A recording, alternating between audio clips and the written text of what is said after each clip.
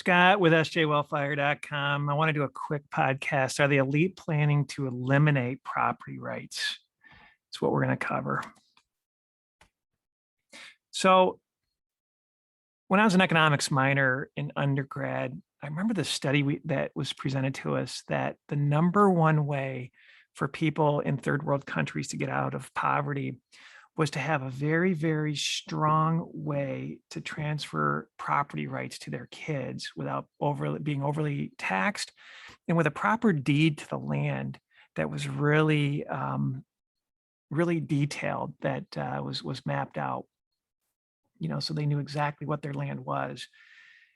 And it wouldn't be caught up in courts. It would be defendable. And the other one was cheap electricity, which I thought was interesting. So those two things really help people get out of poverty, and both of them are under attack. We're going to talk about land rights today. So Agenda 2030, or you might have heard Agenda 21, it's a UN program. It's under the guise of sustainability, but really it's about control of the people, taking away their property rights, making them subservient to the system. You might have heard recently The Great Reset, Klaus Schwab's book. It's really, I highly recommend you buy The Great Reset. That's part of this. And he is really responsible for the World Economic Forum. But their 2030 video, what 2030 will be like, the first part of their video, and they took a caption of this, is "You'll own nothing and be happy." Right. And so we just covered how property rights are the key to get out of poverty for you communists. And they're attacking it. It's flat out under attack. So one of the things I wanted to do is take a look at the United States. We think of this as a capitalist nation, but are we really? So these are the first four planks for the Communist Manifesto. And Karl Marx basically said the number one thing is go after private property, to abolish it. And so if you take a look at property taxes, if you don't have the cash flow to pay your property taxes, you're in trouble. You don't own anything. And so the only land you own is when you can pay your property taxes. So it's a little bit dicey. And then a heavy progressive and graduated income tax. And so a misapplication of the 16th Amendment of the US Constitution, and then the Social Security Act of 1936, right? This income tax is very, very dicey. We call it paying your fair share. And then you take a look about the rights of inheritance that we just talked about is one of the key pieces. Give your land, have proper title and deed of the surveyed land, right? That you know exactly where it is, and being able to transfer that to your kids is the great way to get multiple generations get out of poverty.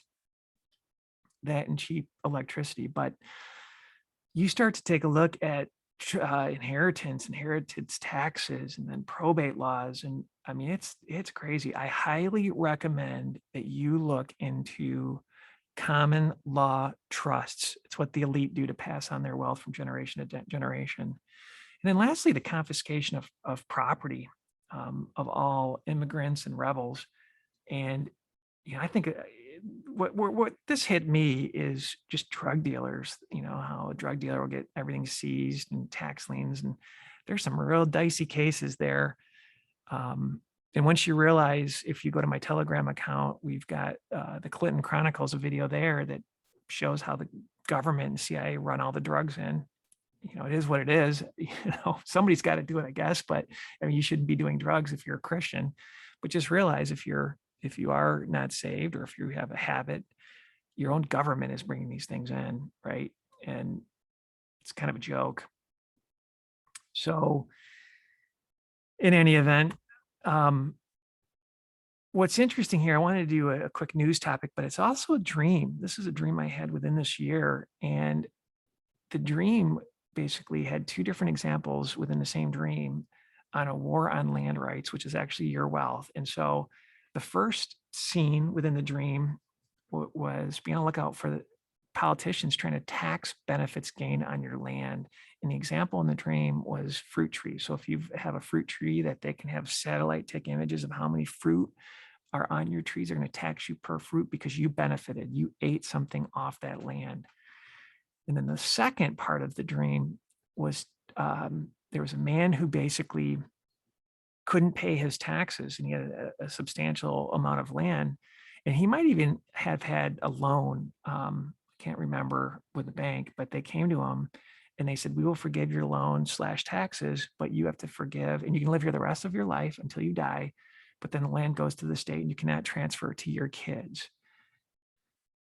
So just diabolical if that comes forward, and I pray it doesn't. But if it does, there was actually a solution as part of the stream. Get in the politician's face and call them communist. Nobody likes to be called a communist.